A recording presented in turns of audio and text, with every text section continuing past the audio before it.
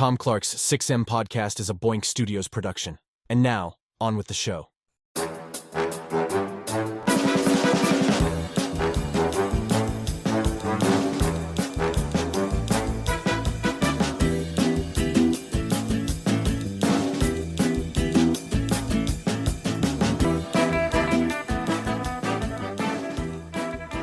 Hey, what is up? Welcome to Tom Clark's 6M podcast. I'm your host, Tom Clark, and in this episode, I'm joined by co-host Phil Lindsey. Things have to move on, kids. Everything has to move on. At some point, you got to go forward. There's no sense in looking back. This talk that people do, like, oh, if I could go back, I would do this, do that. We all have some sort of regrets, I imagine, to some degree.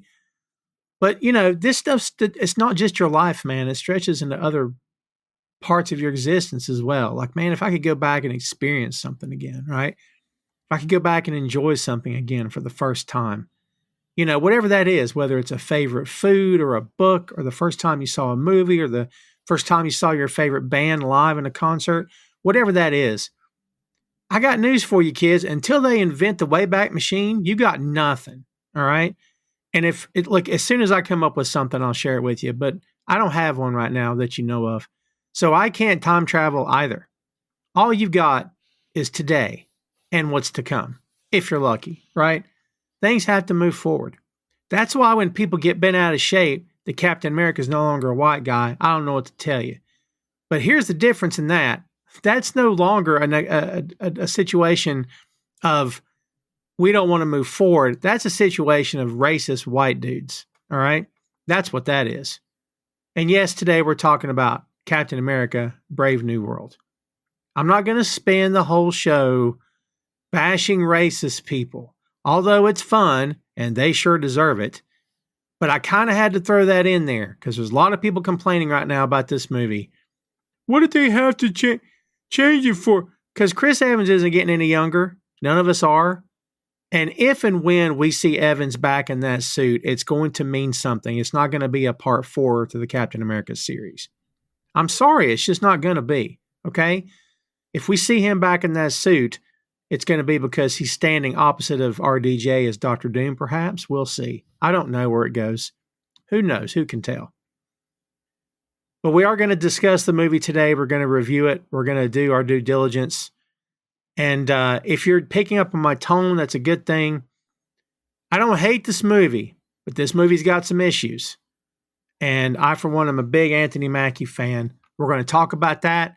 We're going to talk about where we felt the movie hits it out of the park and where maybe they just barely got to second base. And any number of other sports analogies I might throw at you. But first, let's do this. Captain America, Brave New World is a 2025 American superhero film based on Marvel Comics featuring the character Sam Wilson, Captain America. Produced by Marvel Studios, of course, and distributed by Walt Disney Studios Motion Pictures. It is the 4th installment in the Captain America film series, a continuation of the television miniseries The Falcon and Winter Soldier from 2021, and the 35th film in the MCU. Shut up. The film was directed by Julius Ona from a screenplay by Rob Edwards and the writing teams of Malcolm Spellman and Dalan Musan and Ona and Peter Glanz. It stars Anthony Mackie as Sam Wilson / Captain America alongside a cast of actors here that join him. The complete running time of this film, 118 minutes, released at the TCL Chinese Theater, February 11, 2025, and nationwide February 14th, 2025. The budget for this movie was $180 million. The box office so far as we record this is $401.7 million, and that's looked at as a failure. It's math, kids. I don't know. It makes my head hurt. But that essentially is your lowdown for Captain America, Brave New World. Phil, you and I have mentioned this film in passing. We have not dove into it, which is why we're doing this show. So let's start with what you think went well. Tell me what you think, for you at least, went well with this film. The great thing about it is Sam as Cap is fully realized in this movie. Mm-hmm. the thing that I had the least problem with him in that costume, and I think that's because they did the work of taking us on the journey with him and Falcon and the Winter Soldier, to first introduce his trepidations about carrying the shield after Steve was gone, and what it meant to be a black man that represented this country, and just how complicated that is. And so I was glad to see that those things translated so well to the film. Very glad to see Carl Lumbly again. He was fantastic again. I came away thinking the same thing I thought from the miniseries. We need more of this guy. Like, I don't know how we get there if you want to give this guy his own miniseries, but we've got to see more of him in this character. Oh, I think he stole the show, man. I agree. I thought he was fantastic.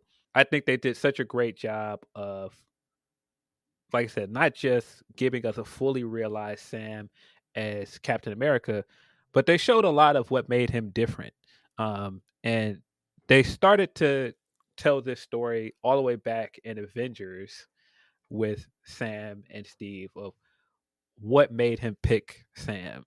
And they drove it home in a miniseries, and then they really crystallized it here. I love this idea that um, Steve inspired people, but Steve was also a guy that was on this pedestal that was like this level of perfection that is not achievable.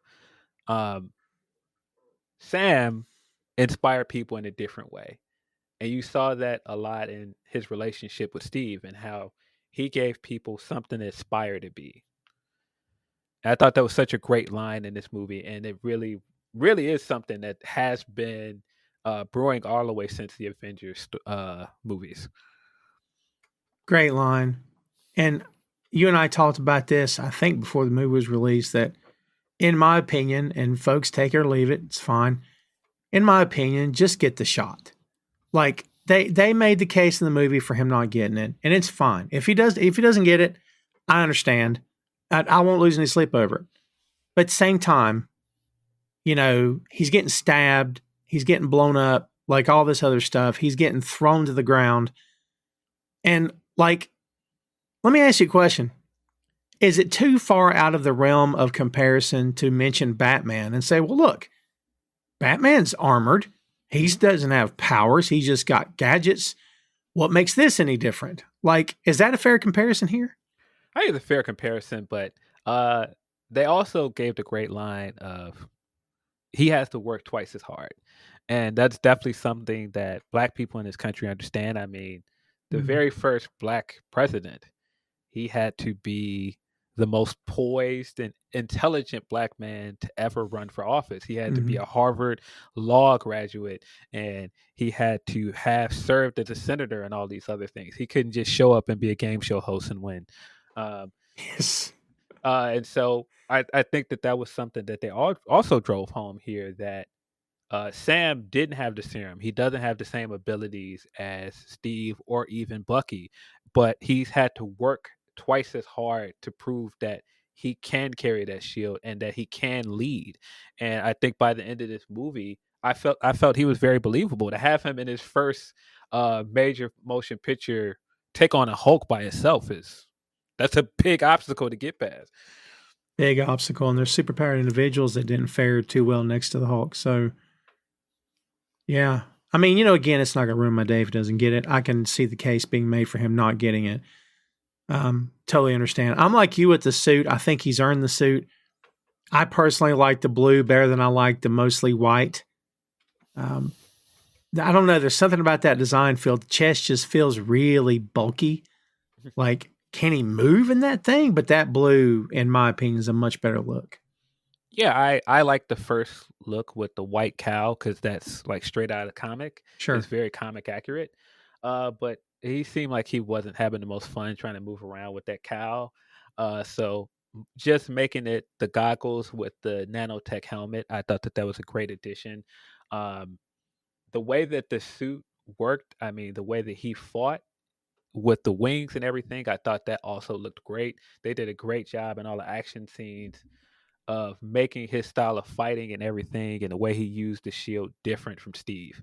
Mm-hmm. Yeah, and dude, the shield action in this movie is freaking insane. Like, oh my God, the way he uses his environment to bounce the shield around is nuts. I was really here for that.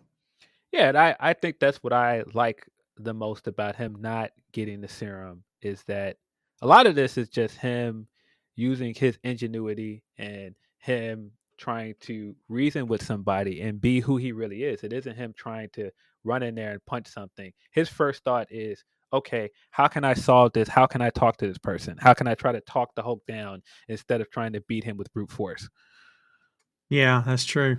And that's why he was picked. That's why Steve picked him because he understands that sometimes things need a sensitive touch. Sometimes people need empathy. People need you to listen and understand before you run in and just try to punch the problem. Yeah. Yeah. Just forget. Don't get too punchy. Yeah. Let's think about it first. Yeah, that's fair. That's fair. What did you think about? And let's just go ahead and get in the cast here because I got thoughts. What did you think about the casting of Danny Ramirez as Joaquin Torres, basically taking over in the Falcon role for Cap? I thought Joaquin was great. Mm. I think the trio of him, Sam, and Carl Lumbly were great. They had great chemistry together, particularly Sam and Joaquin. And I love that their roles are kind of flipped um, because we saw in the first three Captain America movies and the Avenger movies that Sam was following Steve. He's just like, oh, wherever you're going, I'm following you. And uh, that's all the way played out with the on your left stuff all the way in Mm. Avengers Endgame. But to have somebody in this movie that is saying like, you know how it is for us, being minorities, and it's not a lot of us out there that's doing what you do, and I want to be like you. His Falcon's not saying I want to be like Steve Rogers. He's saying I want to be specifically like Sam Wilson. Mm. And I think that made their dynamic interesting. Even having the flip of the hospital stuff from Winter Soldier of Sam at his bedside, the same way he was at Steve's bedside at the end of the movie, and it just shows like what he represents to people. Um, and so I think their dynamic worked very well. I thought that the kid was very charismatic. I thought he was very likable in a role. It made me want to see more of him. I think there were things from the comic book that I would have liked to see them add here, but I also understand this is a Marvel movie, a Marvel Disney movie to be precise. We're Mm. not going to get Falcon as an illegal alien in this movie. I think they had a chance to do something very interesting and relevant with that, Yeah. instead of just making him another guy that's in the army. But we can't get everything we want. I Um, mean, not to defend them, but making him a soldier means he's already plugged in. We don't need an origin story. We don't need to know how he met yeah, Sam and learned to use the suit. So in that way, I can kind of understand it. yeah, and it's safer to go this route. You don't want to upset people. It's going to be a hard sell to have an illegal alien as a superhero in this time. But I do think it would have been a nice message. But Sure. they clearly they didn't want to do it, and I'm sure they didn't want to have like the weird mutated Falcon from the Nick Spencer stuff where he's like half bird, half vampire, or whatever he is in Right, the right, yeah. comics. Yeah. Yeah, a little too much. I didn't care for the suit. And I know it's green because it's military, but it kind of felt like that Power Rangers armor to some degree. And Yeah. I'm not trying to be too hard. It just didn't really feel like Falcon to me when I saw him in the suit. Well, it suits green in the comics, if I remember correctly, right? Is it? Yeah. Okay. I think the second Falcon's suit is green in the comics. Gotcha. All right. Well, that makes sense then. I grew up with the Falcon of the open shirt with the With chest hair. You know with what I mean? with the vest and Yes. Yes. and the wings and the actual bird, The actual bird. Yes. red wings, an actual bird, not a drone. Not a drone. That was my Falcon, buddy. Yeah, we're speaking of, we talked about like some of the effects with the shield, like that bit where he uh had Red Wing using the shield and guiding it around to block Great. incoming fire on him. I thought that was so cool. Fantastic. I love how you can't just put the shield down without it making that weird alien sound. That's Yes. great. When they put it on the hood of the Jeep, it's wonderful. Yes.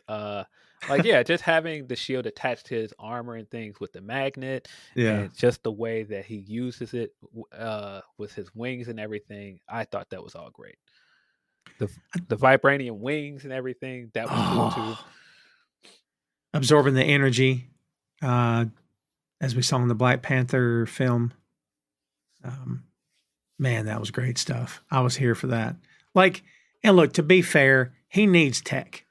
Yes. Like, if he were street level crime like Daredevil, he wouldn't need all this tech, but he's got to have something like to give him an edge. I love the vibranium. I thought it was a nice touch for sure.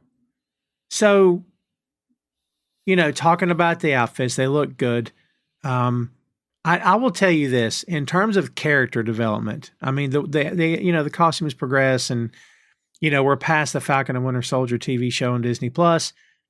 I thought it was an interesting choice, Phil, for this character to still question if he was the right choice. And when he said, maybe he shouldn't have gave me the shield or however he put it, I thought, man, that feels like a step backwards, Phil. Am I wrong? Like, did that feel like, man, do we need Sam Saint? Because I thought he came into the role in the show and we're good. But he gets to the film and they've got him saying, I don't know if Steve made the right call. To me, that was kind of off-putting just a bit. I mean, we saw throughout the movie that I think that they were a bit too careful with the audience. They didn't want to assume that everybody watched the miniseries. Oh, yeah. And I think that that was the right call, but at times it was a little bit clunky. Like at the beginning of the movie where we get all the exposition, like I get you got to cram all these things in just in case everyone didn't watch all of these things, but sometimes it was a little bit clumsy. I didn't really bump against that stuff because this is like his first major outing Mm, as Captain America. So you he would still have some kind of doubts. And I think the thing that makes Sam such a great character is that he is willing to wear his vulnerabilities on his sleeves, and he is willing to just be honest. Um, and so I think him saying like, "Man, I should just took the serum," and having Bucky of all people like, "Nah, he picked you for a reason." yeah. And I don't remember where you said this on the 6M, but you said at some point you can't give that to Bucky because he's carrying too much baggage, and Steve knew it. Yes, I think if you came out of Winter Soldier and the big the big swerve in that movie is that Cap sided with Bucky no matter what. He sided with Bucky against Iron Man. He didn't just tell him the truth. Um, he didn't learn his lesson if he just comes out of that and just hands him the shield like none of that happened. Mm. He's got too much baggage. He's got too many things. He's got to make his own way. And trying to come out of everything linked to that, and then having him carry a shield that was invented by the guy that he murdered while he was Mm. brainwashed. That's too much for any person to carry. And I think Steve understood that. I mean, now he's going to be a congressman. I don't know where they're going with this for Thunderbolts, but I was like, I'm sorry, what? Like, dude, I don't understand this. And I'm willing to be patient for Thunderbolts. I'm anxious for the film, but I have no idea where they're going with this one. I bumped against that a little bit because why would they let a guy that has been in the news for being a brainwashed Hydra assassin run for Russian Senate? asset. Yeah, run for Senate. Yeah. I don't think that that works. Now, maybe it's just the case that he's trying to run for Senate and trying to go a different route. Maybe that doesn't mean he's going to win. Um, it was an interesting note to add here, but I don't know that that works. I mean, I think I have an easier time believing Sam Wilson running for Congress than I do Bucky Barnes. You know what I mean? Yeah, and I mean, I guess the messaging you're supposed to get away from this is that uh, Steve came back to the future and he did only what he knew how to do. He was an image for people. He picked Mm. up that shield and he did what he knew to do, just go out there and punch something. Um, and his two people that followed him, that came behind him, he kind of showed them there's a different way. You can do something else other than just go out and fight a war.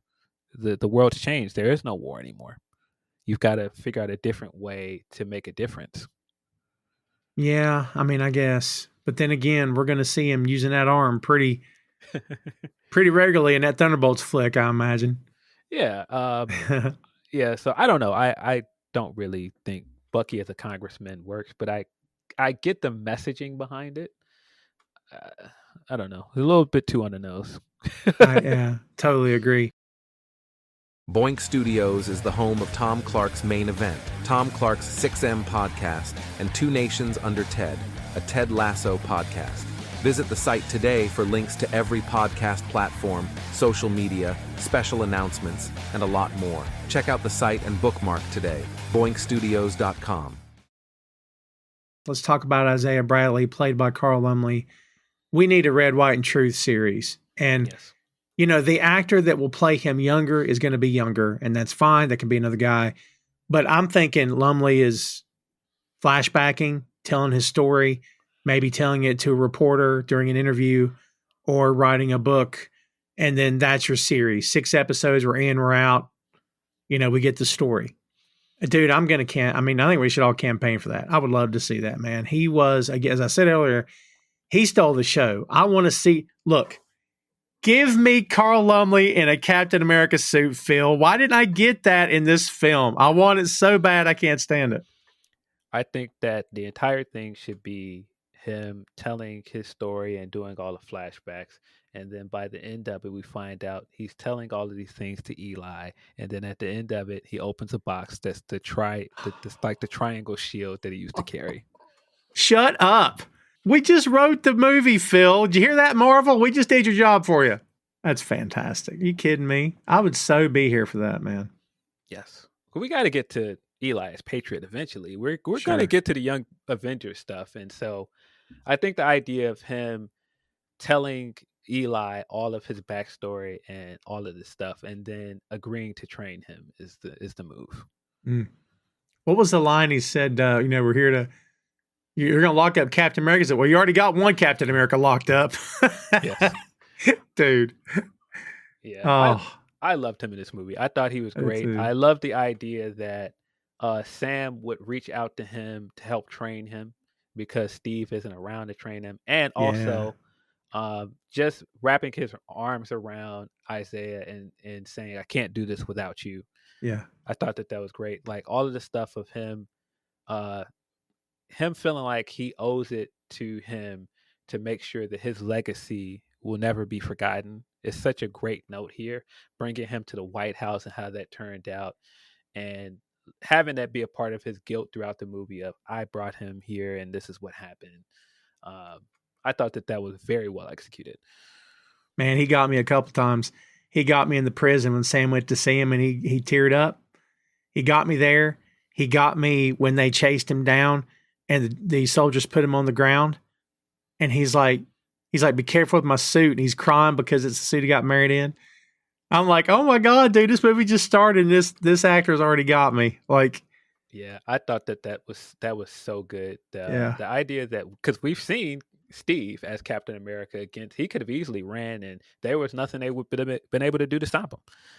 He could have got out of that prison, Phil, anytime he wanted to. Yeah. But the fact that he stood down because Sam told him to, and the whole time he's just like, don't mess up my suit. Don't mess up my suit. And even that moment at the end where they bring him his suit back. So good. So good. Yeah, it was, oh man, again, for me, he stole the show. Let's talk about the other heavy hitter here. As we know, William Hurt has passed on, so rest in peace to William Hurt. Thunderbolt Ross has to be recast, and we get Harrison Ford, who, during the press tour for this film, Phil, he kind of made out like he was just there for a payday, and a lot of fans got rubbed the wrong way. And I'm like, look, Harrison Ford's not getting younger like any of the rest of us, and he's got a sense of humor. Maybe you don't like it. Maybe you don't like it. Maybe it's a little bit too biting for you, but he's been down this road before. He's been a part of, career defining roles in the past and, in fandom and genre and whatnot. So this is nothing new to him. But be honest, and we love Harrison Ford, right? He's Han Solo, for God's sake. But is this the right casting call in your opinion? Do you think this was the right way to go? Yeah, we heard the stories about he wanted to do something because a lot of these older actors that do these things are always talking about like their kids and their grandkids and how they want them to be able to see them in these kind of movies. And so he liked the idea of that. And I think he could have easily came in and phoned this in and just yeah, this is Harrison Ford. But I don't think he phoned it in at all. I thought that he added a lot of gravitas to this role. I thought that this was the first time in the entirety of the MCU that Thunderbolts felt like a 3-dimensional character. He wasn't just like the bad guy coming in. I love the dynamic here between him and Sam. They both came into this with this idea of who people thought they were before this movie and having to prove themselves. And they both have different ways of trying to do that, and they both have different paths, but they're both trying to get to a place to prove that I'm not who I was. And that we can be better. Good. Anybody with given a chance can be better. I thought his best moments were, of course, with Betty when he's trying to get a hold of her. The first thing out of his mouth in the film was, "Has anybody heard from my daughter?"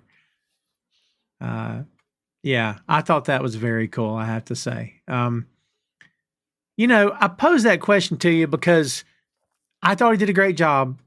I agree with you. However, I can maybe see where if anyone's bumping into that a little bit, I can maybe understand it to a certain degree. I don't know who I would have cast if it were up to me, but I think I guess in my head, Phil, I'm wondering, are we going to get Harrison Ford for 3 more films, or is he one and done? Like, I don't have the answer to that. I don't know, but I do love this idea that in 4 Captain America movies, they've taken all of these other actors that have been in political thrillers and then put them in this world and doing political thrillers with superheroes. And, of course, Harrison Ford has done political thrillers multiple times, The Fugitive and all these other things. And, you put him on a list with guys like Robert Redford that have also done those kind of movies. And I think that sets the Captain America movies apart. It gives them their own kind of like, I don't want to say prestige, but it almost feels like there's like this different tone to Captain America movies. And that's what I really liked about this movie. Even though it's not perfect, I love that they try to emulate those kind of movies with like the tone and just like the way that it was filmed, and even like the beginning of it where you see like the split screens and the way that they handled the cinematography. You could clearly see it's influenced by a very specific kind of espionage or political film. I mean, that Winter Soldier film, I just can't get enough of that. Seeing Robert Redford in that film brought so much. It brought more, I think, than we could have realized it was going to bring, because he's a freaking legend and he brings that weight that makes everything heavier, but in a good way. And seeing Evans share the screen with him and Sam Jackson, freaking great. Like, so I feel what you're saying. That makes sense. Hey, just look across 4 films. You've had Tommy Lee Jones, Robert Redford, Harrison Ford, all in this 4 movie series. I think that's great. Yeah, I'm here for that too. One more, and then I want to talk about sort of the meat and potatoes of this, is Giancarlo Esposito, right? Now, here's what I'll say. I love this guy. I'm glad he's here. But like, there's that moment when Sam drives into town and he rounds the corner and he's just shooting. And I'm like, all right, well, that's a choice. Like, you know what I mean? But like, I love the guy. Again, part of me, I kind of had to ask, and I don't want to say wasted. Waste is not the right term. I'm glad he's here. But should this have been saved for another moment? Like, was he just Was he just a character that had to be here for the sake of the leader? I mean, tell me what you think about this. I thought that Giancarlo was kind of wasted in this role. I enjoyed him here, but when you're gonna cast somebody as great as Giancarlo, I wish that they had given him more to do. And from what I've read, he was kind of added at the last minute. He was a part of the reshoots, and that's why Seth Rollins was taken out of the film because they added him in. But I just wish they would have given him a bit more to do. I enjoyed him in the scenes he was in. I very much loved that they were trying to mimic the stuff with Winter Soldier, especially in the fight with Sam in his car where he just appears and starts shooting at him.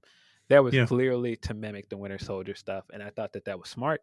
I thought it was very well done. I love the way that Sam beats him, and he basically is just like. He was just like, basically, like, you need your suit. And he was like, nope, just meaner without it. Right. Yeah. Yeah. Well, yeah. Again, like, I'm glad that you saw that. I was thinking, man, I hope I'm not the only one that feels this way. Because, like, it really felt like at any given time, like, I love the guy. Again, glad he's here. Just don't understand to some degree why he is. And man, he is completely freaking deadly. Yes. Oh my God. He's very effective, man. He was great. Very effective. Yeah. Well, all right. Now we can talk more about some of the cast here, but let's get down to this. All right. So, kids, if you've seen this movie, then you know where we are. If you haven't, we just blew a whole lot of stuff for you, and we're going to blow a lot more. But here's what you need to know. We, meaning the folks on Earth 616, have discovered adamantium, and we have discovered it on the Celestial Island. Remember that movie, everybody? Well, you may have been trying to forget it, but at least, Phil, at the very least, Marvel is acknowledging a plot point that has been hanging there since that movie happened, how none of us ever talk about it. No movie references the big thing out in the Indian Ocean. What did you think about the choice to finally circle back to that here?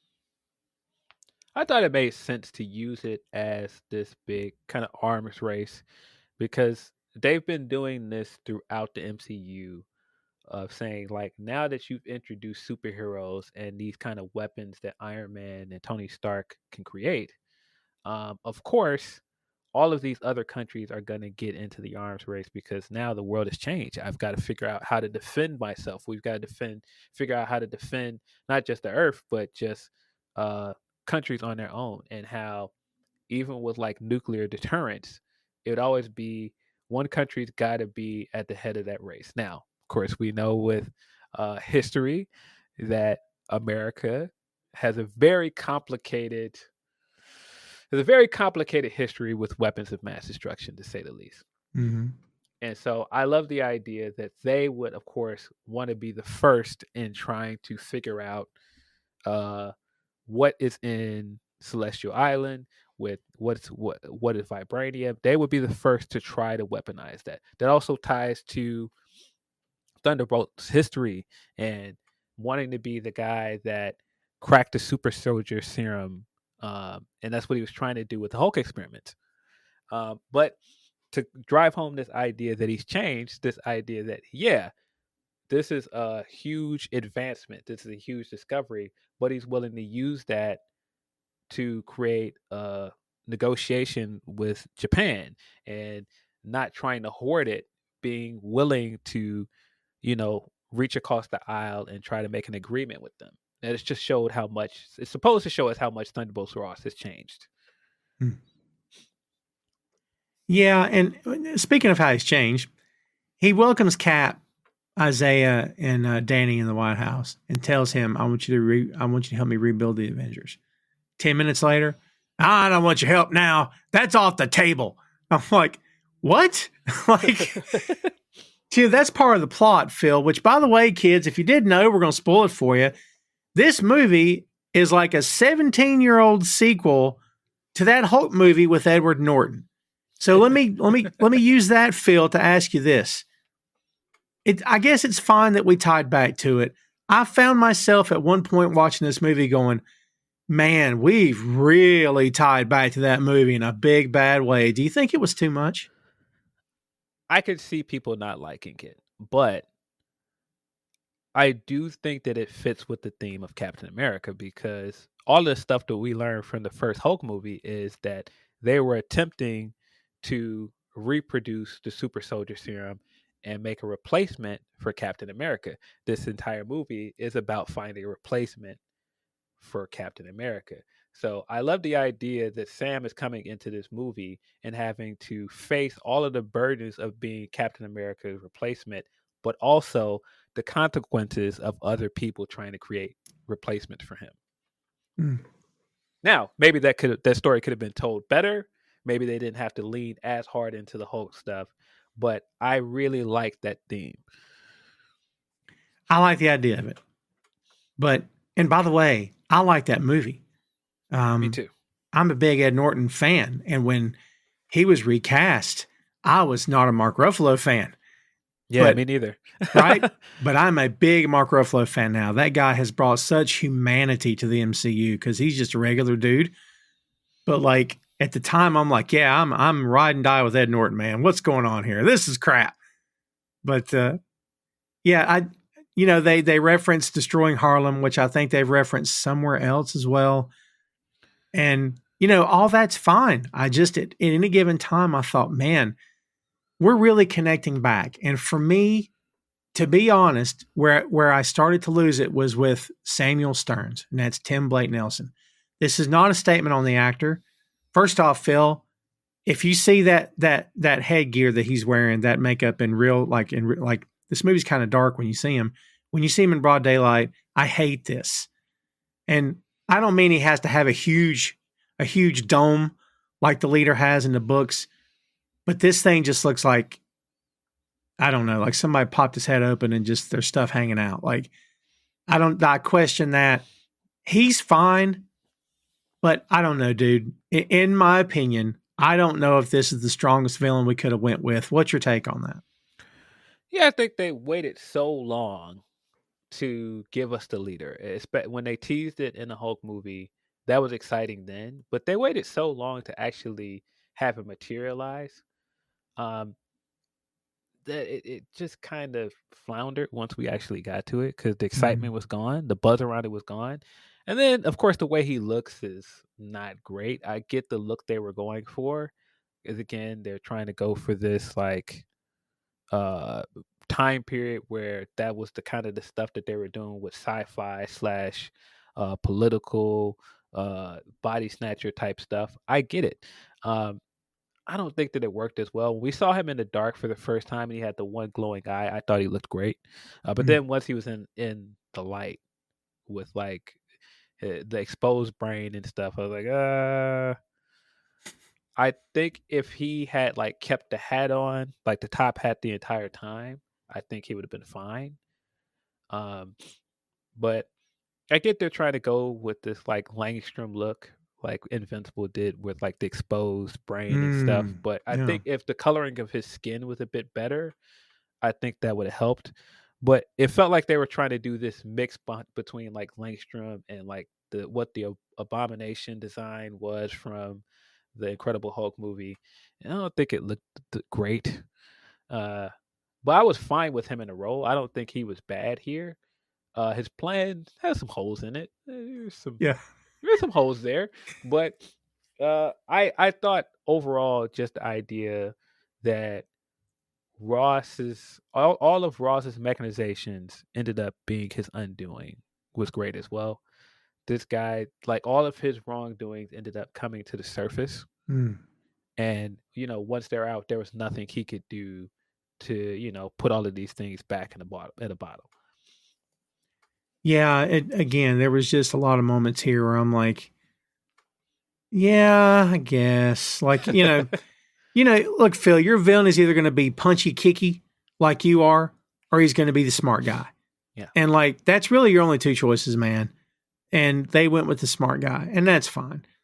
But, and to be fair, if I were put on the spot and told Tom, pick a villain, I don't know. I guess it's fine, but they never call him the leader one time in the film, which I found interesting. No.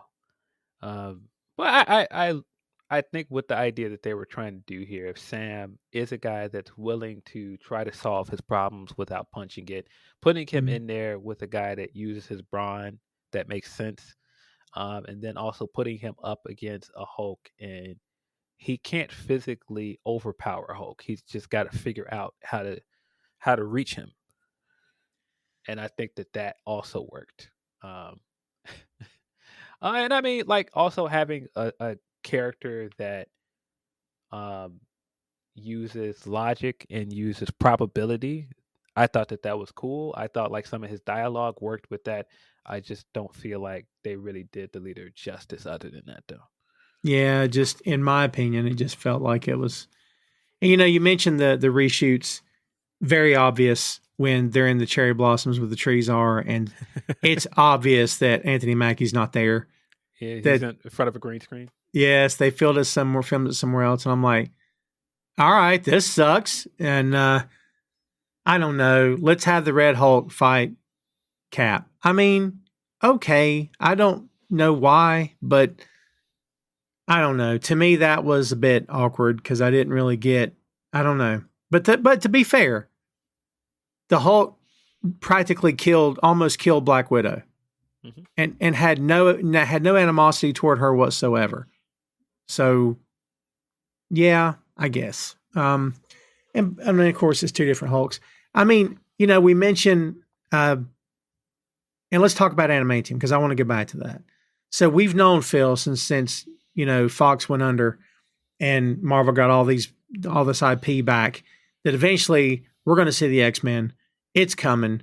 We've Hmm. got X-Men happening in the new Doomsday film, or yeah, with the new Avengers Doomsday film that was all dropped today as we speak. So we know adamantium is going to be a thing. I liked the idea of this, and I think it was fine. It's weird to me that I guess Phil they just had to kind of explain it where they found it in a cave. Well, let's just find it on the Celestial. All right, that's fine. We'll go with that. But then like they've got Japan here for weird reasons, and I think France is mentioned, and I'm like, okay, I guess that's fine. I don't know, but like, what do you think about this? Like, well, look, everybody, the X-Men are coming. Let's just talk about adamantium now. What do you think about that decision? Well, I think because we hadn't seen adamantium for the entirety of the MCU, you had to get to a place where this new mineral was discovered this way. And Mm-hmm. so to have it from off world and use the celestial, I thought that that was a great way to solve that problem. Mm-hmm. And when you think of Wolverine, Wolverine in Japan is always the route we want to get to. So the Wonderful. idea that Japan is already in the race with adamantium, and that could get us to so many great things, like them starting like the Silver Samurai project, and that's how you get Silver Samurai eventually. That's cool. So, because we know we're probably going to get a Wolverine in this Doomsday film. Yes, I mean, even if this leads to like the MCU version of Lady Deathstrike, that's how we have the adamantium stuff here in Japan. I thought that it was very clear that they mentioned Japan and adamantium to say, hey, we're not just not done with adamantium. We're not just teasing Wolverine, but again, Wolverine in Japan is always the route most of us want to see this go. Mm. Yeah, that's fair. I'm anxious to see what happens. I love the idea. You know, I think there's this belief out there that once this movie like Thunderbolts wraps up or whatever, that Doomsday, that's going to wrap up the multiverse thing. And I'm thinking, nah, I don't think so. I just think there's feel that well is too deep. You can tap it in any time you want to. And, you know, whether it's there's a Logan in this world that's 25 years old. Well, he looks 25, but he's actually 100 or whatever. So that way we're getting a young actor who can play this character for the next 10 years. Or whether it's Jackman showing up from an alternate universe. I don't know what that means, but it's kind of cool that we finally got here. But I'll tell you this. They blew it in the freaking trailers on TV, man, and on streaming, like on YouTube. They blew it. Like, if it were me, I never would have mentioned adamantium in those trailers, man. Yeah. That ruined it for me. Not the movie. It didn't ruin the movie, but I'm like, I can't believe you just let that out. Yeah. I think they should have kept it a surprise. Yeah, that would have been cool. Speaking of surprises, kids, that wasn't the only thing we got. We got another look at the raft, which is cool. The Red Hulk, as we've talked about, he's got heat, and you close up on his hands, and he's got that heat. So that's an ability from the comic, which is very cool. That's something the Green Hulk does not have. Tom Clark's 6M podcast is sponsored in part by Radius Law Group. Every day, Radius helps individuals, families, small businesses, and nonprofit organizations throughout North Carolina, Florida, and Pennsylvania resolve their legal issues by providing effective legal counsel in the areas of estate planning, as well as elder law and Medicaid. Radius Law holds the radical belief that working with a lawyer can indeed be enjoyable. So give them a call at 1-800-519-5667 for more information and tell them that Tom Clark's 6M podcast sent you. As we said, Bucky's here running for Congress for reasons I can't quite understand. And the dude still can't buy a razor. Not sure why. We also got D-Man here, Phil. Demolition Man. I mean, last time I saw D-Man in the books, he had a red and gold suit that looked a lot like Wolverine. But in this movie, he's just Sam Wilson's buddy until he gets killed. Yeah, I didn't even recognize that that's what they were doing until after the fact. I knew when I heard the name Dunphy, I thought, oh crap, that's D-Man. Weird stuff sticks in my head from the books, and that was there. Yeah. This guy he's jacked, looks great. And I'm like, you're just going to kill him? Like, yeah. Oh, man. Yeah, I thought that was a great addition. I love the swerve with Bucky, by the way, because when he's standing there and he's doubting himself and somebody walks in a suit to give him some words of advice, for a brief second, I thought it was Steve. Yeah. And when you realize it's not Steve and it's Bucky, I thought that was such a great swerve. And just even what he tells him and just the tie back to Winter Soldier. Again, another callback to Winter Soldier. Sam asking Steve, hey, how did you come up with that? Did you come up with that off the cuff? And basically asked Bucky the same thing. Did your speechwriter write that? Yeah. What did you think of it? I love their banter. They've got great banter. Yeah, I was here for that. Well, I did like that quite a bit. And by the way, William Mark McCulloch was Dennis Dunphy, a.k.a. D-Man. We had to mention also Takahiro Hira as Ozaki. And I don't know what we're doing with Japan, Phil, but I'm ready for Sunfire. Yes. Like, I want a real comics-accurate Sunfire dude, big time. Yeah, that would be so cool. Man, I'm here for that. We've also not mentioned Shira Haas as Ruth Bat Seraph, who's a Black Widow. Now get this, kids. See if you can hang on. She's Israeli, former Black Widow, who is President Ross's security advisor. All right. Phil, that's reaching just a little bit. You could have said she's CIA. You could have said she's Homeland Security. You could have said any number of things. But I don't know. How does Thunderbolt Ross end up with a Black Widow? If I just answer my own question because they're just so freaking awesome, I mean, tell me. I don't know. I love her, by the way. She's great, but I question that decision here. Yeah, I love the tie-in that she was a widow. Mm-hmm. I thought that was a cool nod to, the stuff that came before it. I don't know that this movie needed her. I don't know that she really was necessary here. A lot of people were not happy with the current political events and what's going on in Gaza, with them trying to put an Israeli superhero in this movie, and then having them tied so heavily to the president of the United States, and the uncomfortable conversations being had about America's alliance with Israel at this time when so much stuff is happening. And there were a lot of people that wanted to boycott this movie because of that, understandably. That's why when I was watching, I was like, do we really need her in this movie? Did we really need this character? Kind of felt forced. Yeah, maybe a little bit. I'll be honest with you, I didn't bump into that part of it. My only takeaway was let me get this straight. You've got this little 5 foot whatever she is. By the way, no dig against the actress at all. I think this is a character we could have fun with in other movies, but like she stays. She's my she's my security advisor. What? Yeah. I don't know, dude. It felt weird to me. And I'm Yeah. not saying she should have been American. I don't mean it that way. But like something didn't feel right there, man. It's a little heavy-handed, especially like I said with current political events. I don't think some people wanted to see that at that time. I also think at this time with what's going on with the presidency and a black man standing up and being the face of this face of this country, sorry, and wearing that flag is going to be hard for some people, not just for people, of course, that are racist and don't want to see any race bending with any of these characters, even though Sam was Captain America in the comics. Mm-hmm. Um, I think it's hard for some people at this time to see a black man standing up and being the face of this country and saying, "Hey, we have to be empathetic and we have to try to um, be willing to give this president, even though he has a checkered past, a chance." I can see people being very much like, "I don't want to hear that." Mm. Yeah. I mean, I don't know what you're talking about. Things are going so great right now for us here. Yeah. Uh, Yeah, and I mean, I don't think that's necessarily the entire point they were trying to make with those two characters and their dynamic, but the timing and right after the election and everything, I could see some people being put off by that.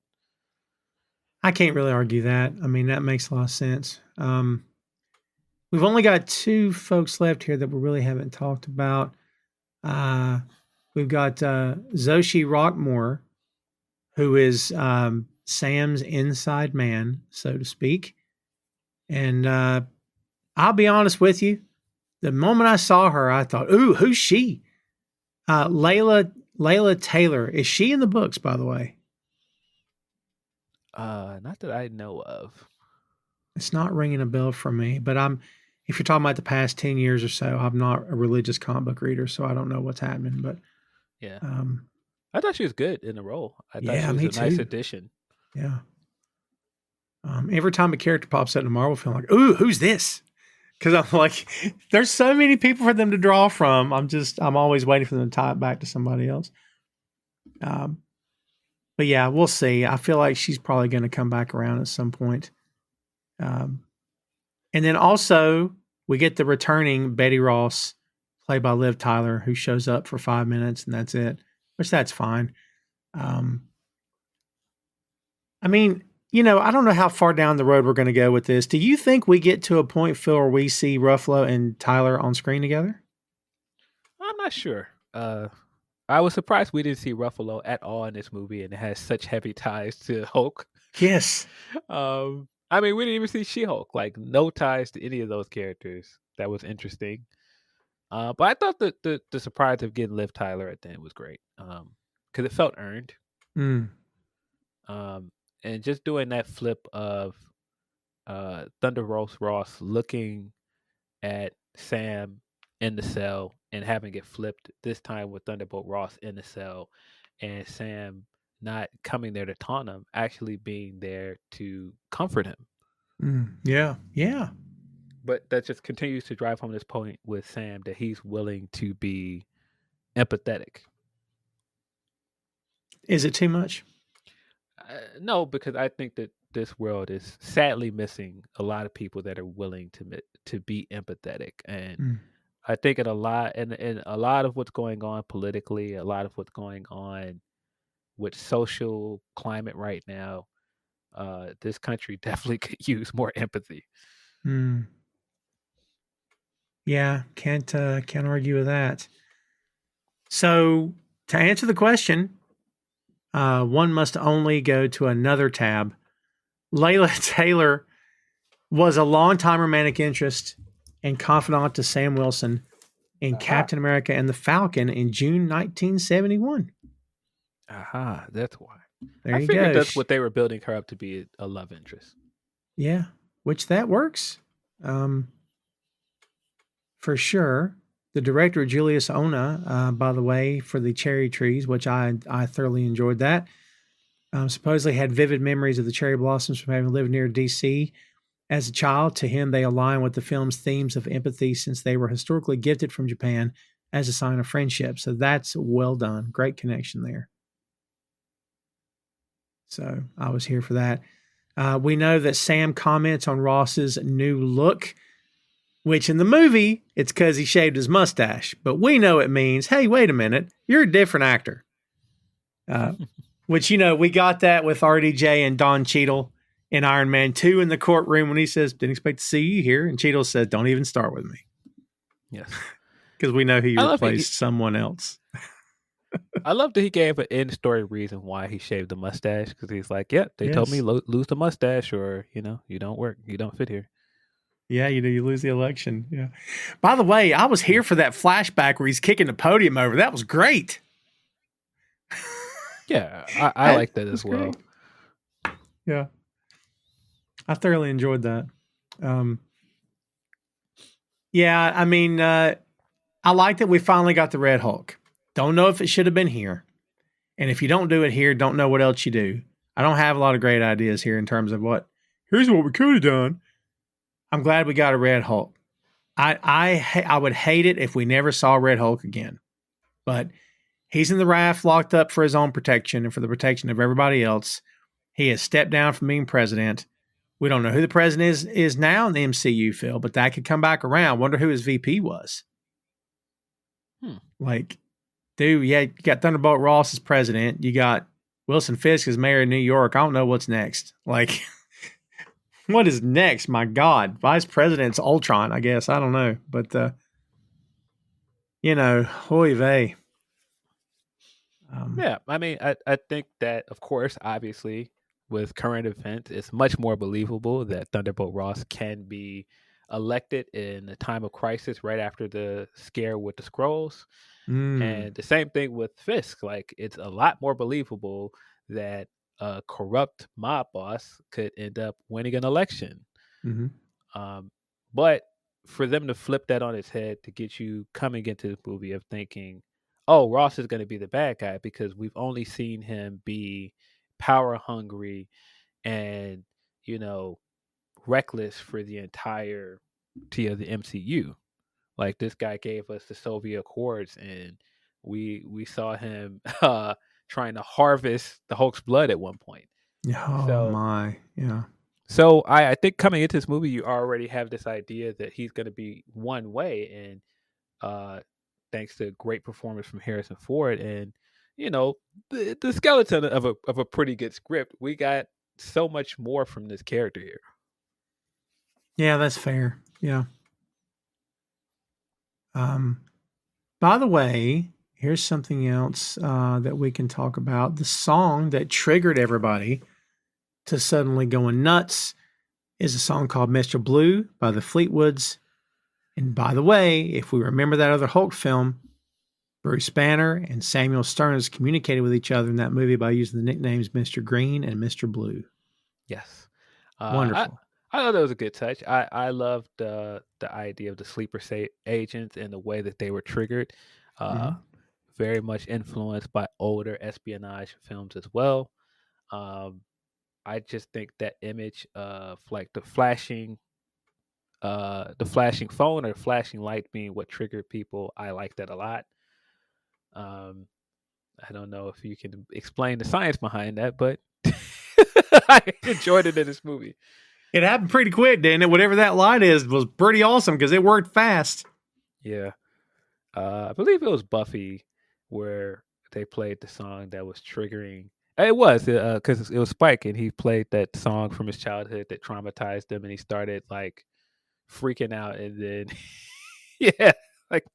They're bringing that back, Oh, are they? They're reviving the show? Yeah. Oh, wow. Yeah, I don't care about it. Is a certain director that is complicated going to be attached to it or no? Oh God, no. Okay. No. Yeah. Which calls his baby. Does his project. Well, it calls into question who owns it. I imagine he doesn't own it, but I can't say that. Don't know. I never got into it, man.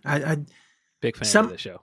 Love. Look, some of the geek culture stuff hit at a certain time when I was a certain age, and I just did not get into it. Like X-Files hit at the right time for me, totally.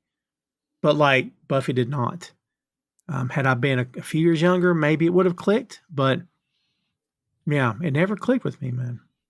Part of my fandom of Whedon before, he got canceled, more or Yep, less, yep. was because of Buffy and things he did after that. Firefly, of course, loved Firefly, hated that it Mm. got canceled. Uh, and of course, the movie is Serenity. That was like the sequel to Firefly, also very Mm. good. His run on Astonishing X-Men, which I absolutely love. So when he was announced for Avengers, I was already a fan. And like Buffy and those things were a big contributing factor as to why I was already a fan of his work. Well, we did that first Avengers film here. That thing is like Star Wars. It's fantastic. I mean, there's I don't know of anything wrong in that film. Honestly, it's such a perfect movie in so many ways, man. Yeah. Um, by the way, Camp Echo 1 for all of you comic book fanboys and girls out there, it's a reference to a base in 2017's Champions Volume 2, Number 10, where it was a New Mexico containment facility for Bruce Banner, designed as a peaceful neighborhood retrofitted by Amadeus Cho. So I figured it was something from something. And let's see, in the opening scene, Sam Wilson's Captain America replicates the fight that Steve's Cap had with Batroc in Captain America Winter Soldier. He takes off his glasses the same way Steve took off his mask. Yes, he puts his shield away and everything the same way. Yeah. There were a few references to Winter Soldier in this movie that I thought were fun. Yeah. Yeah, good stuff. Well, look, in the end, I thought the movie was fine. But I'll be honest with you, and it took me an hour to say this out loud. This movie dragged for me. And I kept thinking, nah, get over it. It's fine. It's just you.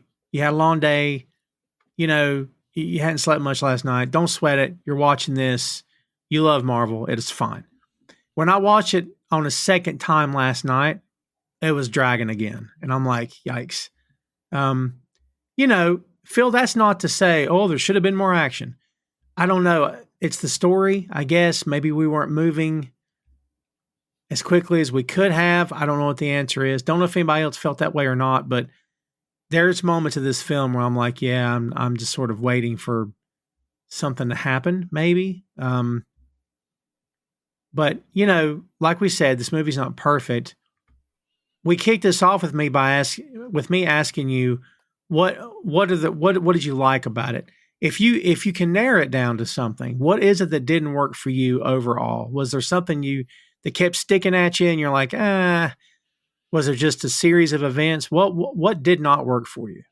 I think the exposition at some spots was a little bit clunky. Like I said, the attempts to try to bring in viewers that may or may not remember this Hulk movie that happened years ago or the miniseries that they might not have watched. And sometimes that didn't work well. Like when Ross is coming off the stage and he says, "Yeah, has Betty called me? My daughter." It's like, but wait, so you want me to believe that your aides wouldn't know your daughter's name? Right. And there were other bits like that that didn't really work. The leader is kind of a weak villain. I get what they were trying to do with it, but it didn't really work as well as I think. His plot's kind of it kind of doesn't work. um, but I do enjoy the action of it. I think, like we said, just seeing a fully realized Sam as Captain America, I did enjoy that a lot. Um, the fight in the air around Celestial Island, I thought was really cool. Mm. I thought even the stuff with him and the Hulk, I thought worked. Even though bits of that did not look good because of green screening, and the reshoots. I did enjoy it. I did enjoy this movie on the whole, but I think it's because my expectations were a lot lower. Mm.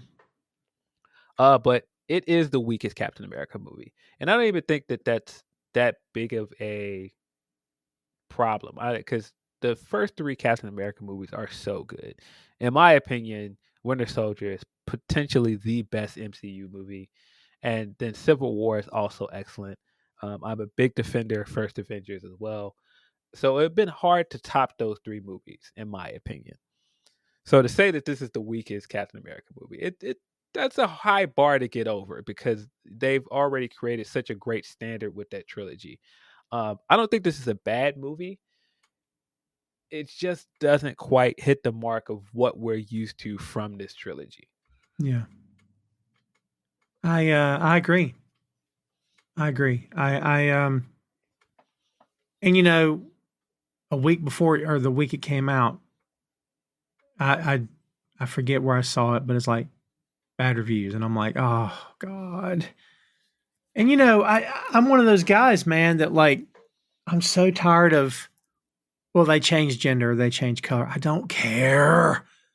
And besides, it was already like this in the books. This isn't something they just did for the heck of it. This is something that's intentional because this is the books. And for people who scream, Phil, all day long about you're not sticking to the source material, they did it here, and you're still upset. Like, Yeah, we can. dude, I don't get that.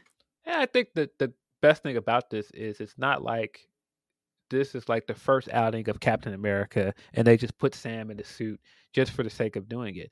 We got the journey with Steve all the way from First Avengers to the end of the Infinity Saga.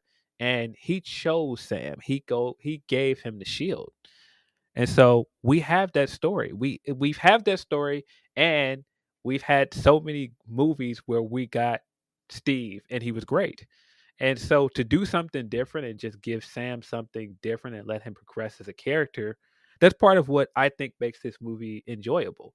And for people to hold that against it, like, oh, what's a black Captain America? I don't want that. I feel like that's just I feel like it's such a cop out, man. I just think it's such a, because it's not like, oh, well, this was just thrusted on you. Like, no, there was lead up to this. Yeah. I kick myself for not going back and rewatching Falcon and Winter Soldier before I watched this. Because I kind of felt like maybe I should have. I don't know if it would have improved anything for me, but just to kind of remind me of how we got here. Yeah, I definitely there's parts where he's fighting and he's throwing the shield around, and I thought about that montage of him training and throwing the shield against those trees and Yeah. trying to figure out how to use the shield and seeing him be so good at it now. Like I said, it feels earned because we saw him have to work to get to this point. Yeah. Oh, the same shield they used to fight Thanos. Well, no, it's not because Thanos broke that shield in half. Yeah, So yeah, they had to mend it. yeah, had to mend it. Yeah. Yeah, but I mean, the fact I said at the time, I'm just getting old and getting sentimental, but I remember seeing Endgame the first time and he gave Sam the shield and I started crying because I'm like, Mm. they've had this whole journey together.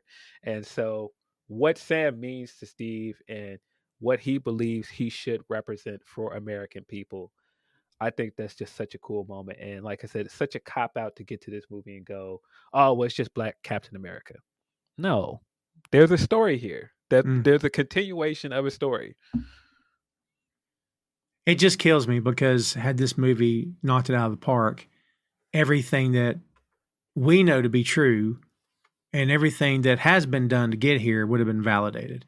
But the fact that it didn't work, it feels like we just took a step back and all the acting, the writing, the effects, the storytelling, the build up for it to fall the way it did. Like, Yeah. very disappointing. And like, I just don't want that. I wanted this thing to make $1 billion. I really, truly did. Yeah, I think sometimes we want these things to overachieve to shut up people that just Yes. don't want to give it a chance. But I enjoyed it so much for what it was. I didn't care. I didn't care what other people thought about it. Yeah. There was just so many fun moments of this, like Sam in this movie and getting to headline this, seeing Anthony Mackie get to do this and be a leading man. That was cool. His first movie out ending with Kendrick Lamar over the credits as it ended. I thought that was so great. With the year Kendrick Lamar is having, coming off of the Super Bowl performance, and him having the same moment of draping himself in like American culture and telling the story of how complicated it is to be a black man in America. And he's the song, he's doing a song on the way out of a movie that's telling that same story. I thought that was a great touch. Yeah, I agree with that. Yeah. I mean, I feel the same way about Mackie. He's freaking great. And, you know, I'm glad all this is happening. I'm glad that Marvel sticks to its guns and moves forward. And, you know, he's going to be in the Doomsday movie along with a lot of other people, Phil. Oh, man, this thing's going to be more star-studded than Endgame, I think, honestly. Yes.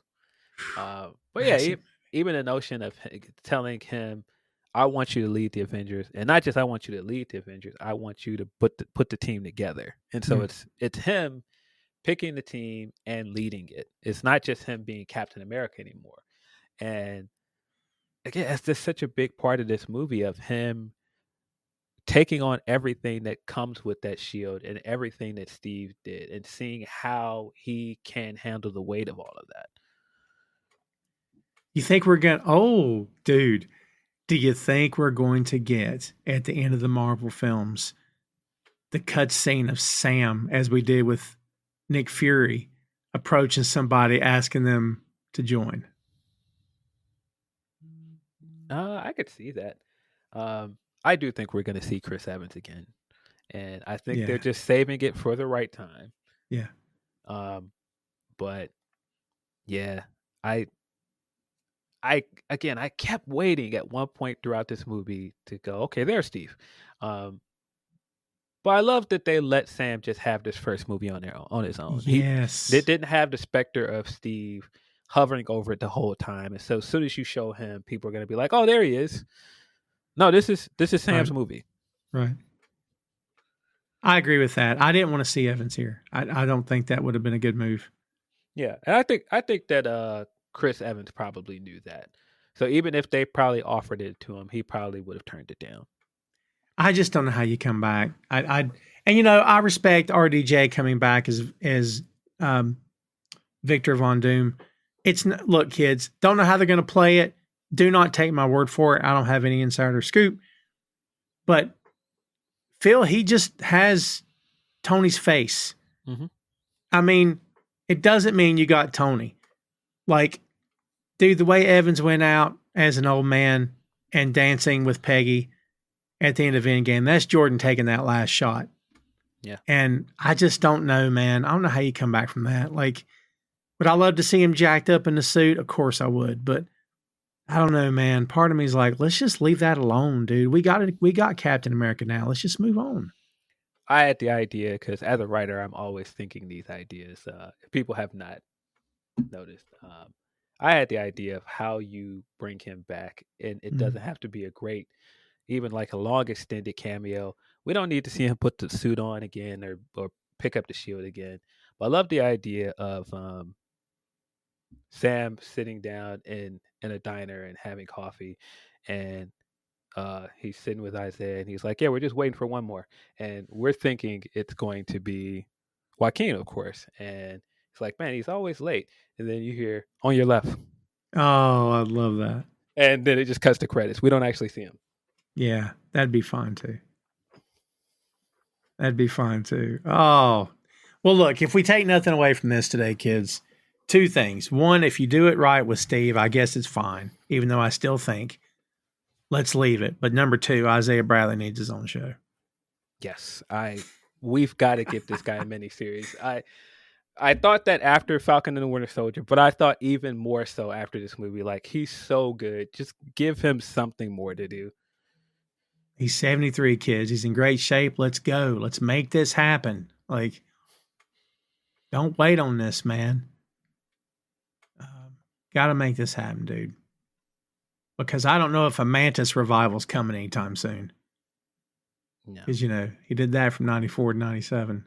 So, there you go. Well, kids, there is our review. And maybe we touched on some of the things that you felt that you liked and maybe some things you didn't like too awful much about this film. But I think it's a solid effort. I wish I wish it hadn't been clunky in places, but it was worth it for Phil's point to see Cap in the fight scenes was worth the price of admission, and I thoroughly enjoyed that.